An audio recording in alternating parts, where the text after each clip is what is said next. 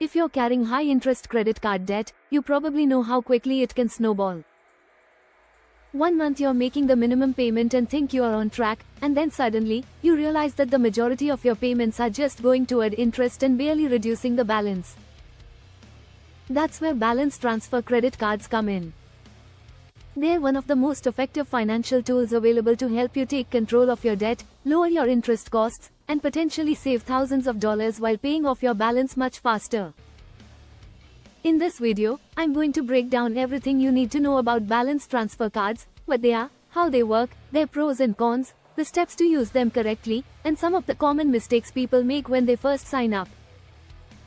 By the end, you'll have a clear picture of whether a balance transfer card is the right move for you and how to maximize your savings. So, let's start with the basics.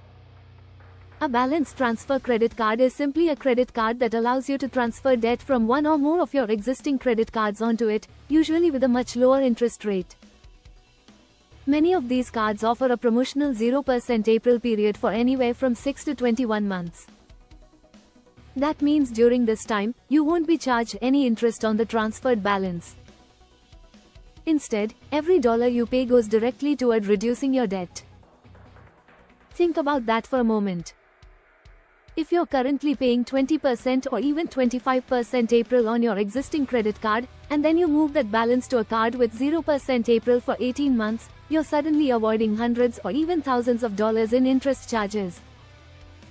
This is why balance transfer cards are such a popular strategy for people looking to get out of debt faster.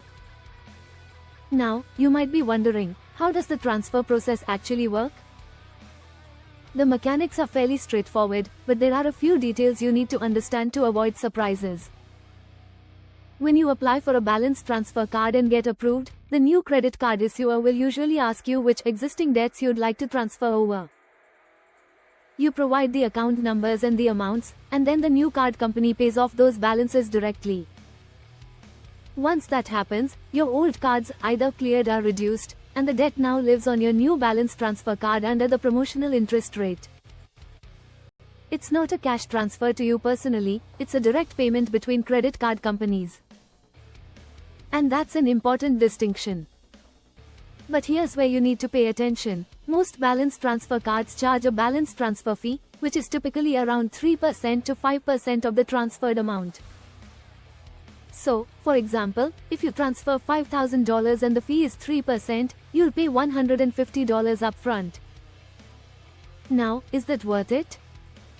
Well, if you compare $150 to the thousands of dollars in interest you'd save by not paying 20% April for the next year and a half, it often works out to a very smart financial move. The key is to calculate your savings before making the transfer so you know it's actually benefiting you. So, why are these cards so effective? The main advantage is simple: time and breathing room. Instead of watching interest charges eat away at your payments, you can make steady progress toward eliminating the debt entirely. Imagine you owe $10,000 on a card at 20% April. If you only paid $300 per month, most of that would go to interest and it would take years to pay off. But if you moved that same $10,000 to a 0% balance transfer card and kept paying $300 per month, every payment would go toward principal. In just over 33 months, you'd be completely debt-free without paying thousands in extra interest. If the promotional period is shorter than the time needed to pay it off, you can still save significantly by paying down as much as possible before the interest kicks back in. Of course, like any financial tool, balance transfer cards aren't perfect. Let's talk about the drawbacks and the fine print. First, as I mentioned, there's the balance transfer fee. While small in the big picture, it's still a cost you need to factor in. Second, the promotional 0% April period eventually ends. Once that time frame expires, the card will revert to a regular interest rate, which could be just as high, or even higher, than your original card. If you haven't paid off the balance by then, you could end up right back where you started. That's why having a payoff plan is absolutely essential. Another limitation is credit approval. Balance transfer cards are typically offered to people with good to excellent credit. If your credit score is low, it may be harder to qualify, or you may only get approved for a lower credit limit that doesn't cover all of your debt. That doesn't mean it's impossible, but it does mean you should check your credit score before applying and consider whether it makes sense to apply right now or wait until you've improved your score. And finally, one other risk is the temptation to rack up new debt. If you pay off your old cards through the transfer but then start charging on them again, you could end up doubling your debt instead of reducing it. Discipline is key here. So, how do you make a balance transfer card work for you instead of against you? The first step is to compare offers. Not all balance transfer cards are the same. Some may offer 0% April for 12 months, others for 18 months, and some even for 21 months. Look at both the length of the promotional period and the balance transfer fee. Sometimes a slightly shorter promotional period with a lower fee may actually save you more money. Next, calculate how much you can realistically pay each month during that promotional window. Let's say you transfer $6,000 to a card with 0% April for 18 months. If you divide $6,000 by 18, that's $333 per month. If you know you can commit to that, you'll be debt-free before the interest rate resets. But if you can only pay $150 per month, you'll still have a balance at the end of the promo period, which could expose you to high interest again. Another tip is to avoid using the new card for everyday purchases, especially if those purchases don't qualify for the 0% promotional rate. In many cases, the promotional April only applies to transferred balances, not to new spending.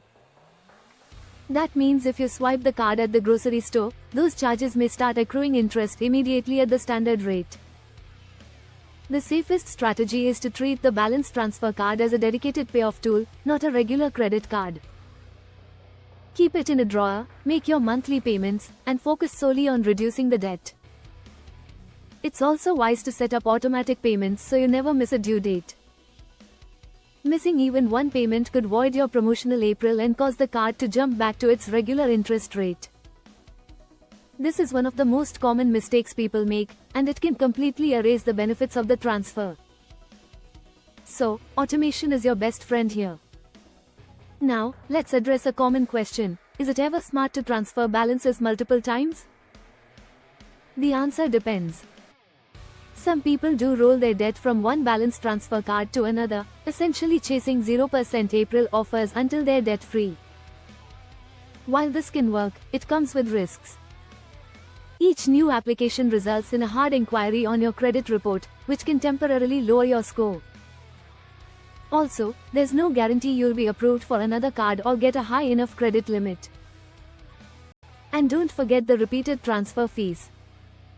So while it can be a strategy, it shouldn't be your primary plan. Ideally, you want to use one transfer to pay off the balance entirely within the promotional window. Another aspect to consider is how this decision impacts your credit score overall. On one hand, applying for a new card can cause a small dip due to the hard inquiry. On the other hand, if the new card increases your overall available credit and you lower your utilization ratio by paying down the balance aggressively, your score can actually improve over time.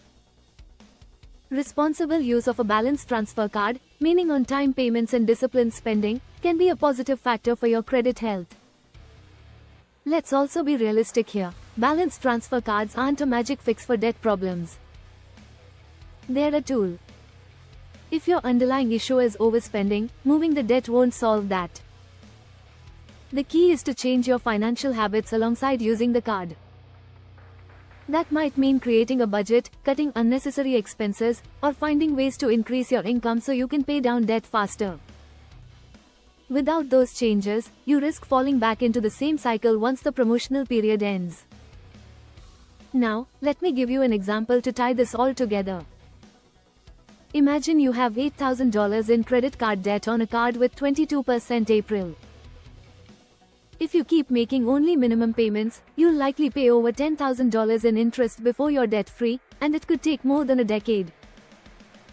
But if you transfer that $8,000 to a balance transfer card with 0% April for 18 months and pay $450 every month, you'd completely eliminate the debt within the promo period and only pay a $240 transfer fee at 3%.